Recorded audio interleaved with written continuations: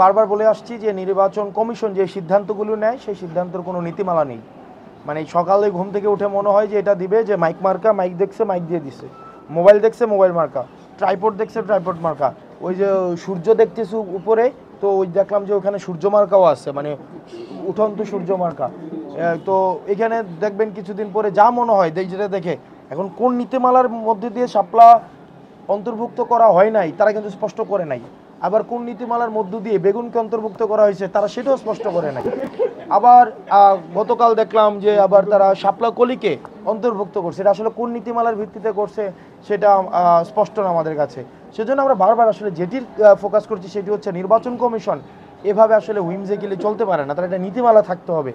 এটি জনগণের প্রতিষ্ঠান, সাংবিধানিক প্রতিষ্ঠান। সাংবিধানিক প্রতিষ্ঠান একটি নীতিমালার ভিত্তিতেই কিন্তু চলতে হবে, একটা নিয়মের ভিত্তিতে চলতে হবে।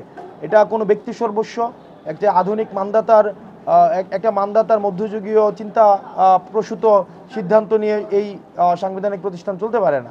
তো সেজন্য আমরা যেটি সবসময় ফোকাস করে আসছি এনসিপি, সেটি হচ্ছে আমরা নির্বাচন কমিশনের আসলে নীতিমালাটা দেখতে চাই। যেই নীতিমালার ভিত্তিতে তারা মার্কাকে অন্তর্ভুক্ত করে, আবার যে নীতিমালার ভিত্তিতে তারা অন্তর্ভুক্ত করে না, আবার যেই নীতিমালার ভিত্তিতে তারা বাদ দিয়ে দেয়, এই নীতিমালাটা হচ্ছে আমাদেরকে দিতে হবে। এবং এই বিষয়ে আমাদের সাংগঠনিক সিদ্ধান্ত চূড়ান্ত আমরা আলোচনার মধ্য দিয়ে নিব ইনশাল্লাহ।